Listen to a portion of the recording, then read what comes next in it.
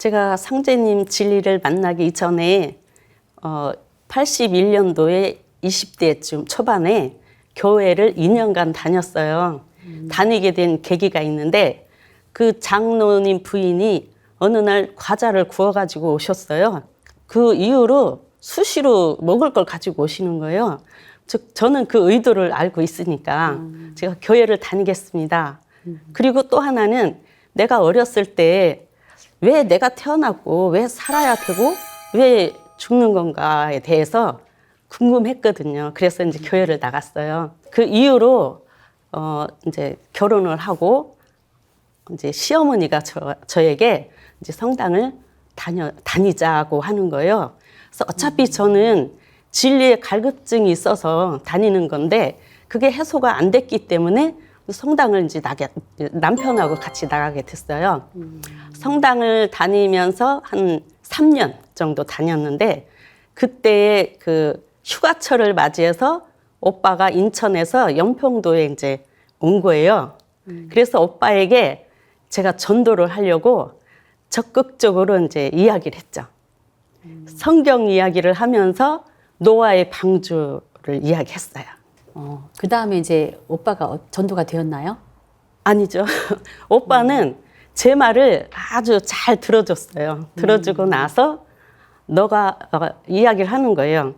노아의 방주는 그 동시대에 우리나라에서도 이렇게 4,300년 전에 그 홍수가 범람해가지고 강화도 마리산 첨성단에 당군 왕검께서 그 첨성단 축조를 하시고 천재를 올렸다. 상제님께 천재를 올렸다고 하는 거예요. 네. 그래서 저는 항상 궁금했던 부분이 그거거든요. 교회를 가거나 성당을 가거나 지금까지 노아의 방주는 숱하게 들었어요. 그런데 왜 우리나라에서는 기록이 없을까? 이거를 항상 의문을 갖고 있었거든요. 근데 오빠가 그 얘기를 하는데 그 기록이 있냐고 물었죠. 그랬더니 있다고 하는 거예요. 네. 그러면 없는 게 아니라 제가 몰랐던 거잖아요. 그러고 나서 또 오빠가 그러는 거예요. 너가 믿는 그 예수님이 말하는 아버지 하느님은 우리나라 동방 땅인데 우리나라에 이미 오셨다 그러는 거예요. 하느님이 우리나라 땅에 오셨다고? 그때 네. 오빠의 나이와 리포가님의 나이가 몇 살이셨어요? 제가 29살이고 오빠는 31살이었어요.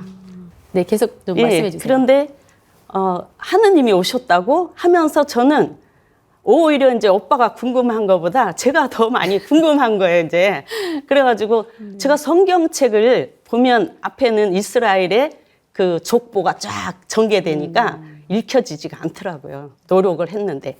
그런데 요한계시록은 굉장히 재미있는 거예요. 그래서 요한계시록을 수시로 재미있게 보았거든요. 근데 오빠가 우리나라에 하느님이 오셨어 하는 게 왠지 그 오빠가 말하는 게 맞을 것 같다는 생각이 드는 거예요. 혹시 오빠가 상제님 신앙을 하고 계셨던 건가요? 아니요, 전혀 이제 안 하는 거였거든요. 그래서 전도를 하려고 했었던 건데 이제 어떻게 알았냐고 물으니까 인천에 이제 다방이 음악 다방이 많았잖아요. 그런데 다방에 가서 누구를 만나려고 가서 이제 기다리면서 차를 마시는데 옆에서 남자 한 분과 이제 두 분, 이렇게 세 분이 이야기를 하는데 가만히 들어보니까 처음 듣는 이야기들을 하고 있더래요. 그런데 거기에서 앞으로 일본이 물에 잠긴대 이런 얘기도 하더래요. 그래서 네. 신기하니까 그런 이야기 책이 있냐 그랬더니 있다고 얘기를 해줘서 이제 나가서 책을 다 구입해가지고 3개월 동안 밤낮으로 진짜 틈틈이 그걸 다 읽었다는 거예요. 그리고 저한테 이제 이야기를 해준 거죠. 그럼 그때 그 오빠가 서점에 가서 구입하신 책이 어떤 책인가요? 그래서 오빠가 본 책을 다 보내달라고 했죠. 네. 그랬더니 이것이 개벽이다. 증산도 진리책, 다이제스트 개벽책을 보냈어요. 그럼 그때 그 음악다방에서 이렇게 담소를 나누시던 분들이 우리 증산도 도생님들이었다는 말씀이신가요? 그런가 봐요. 예. 그럼 그 이제 오빠에게 책을 전해 받고 그 뒤로는 어떻게 저도 받고 하셨어요? 나서 열심히 이제 책을 보기 시작했는데 제가 진리의 갈급증이 있어서 교회를 다녔었는데 그게 이 책에 다 있는 거예요. 그러니까 내가 왜 태어났지, 왜 살아야 되지, 왜 죽는 거지 하는 것들이 이 책 속에가 있어요. 그래서 저는 그 갈급증이 다 해소되면서 성당을 이제 안 나가게 됐거든요. 그 책을 보면서. 그리고 요한계시록을 제가 즐겨 봤었는데 거기에 대한 어떤 확실한 그런 답이 이 책 속에 들어있다라는 게 제가 읽혀지더라고요. 그런 것들이. 그럼 이제 그렇게 해서 오빠의 인도로 신앙을 시작하시게 된 건가요? 네. 그러니까 오빠도 그때는 도장에 가지 않는 상태였고 책만 본 상태였고 제가 이제 책을 다 보고 나서 전화해가지고 오빠랑 네. 대화를 하면서 이제 같이 풀어나가는 거죠. 네. 책을 다 봤는데 우리가 실천해야 될 일이 있더라고요.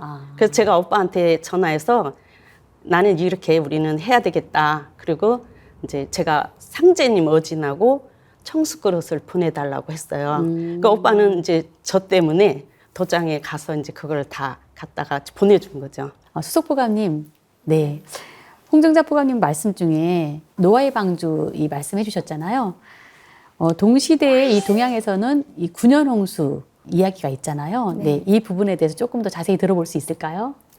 네. 그 홍수설화는 사실은 그 세계 여러 곳에서 이렇게 다 그 이야기가 나오고 있습니다.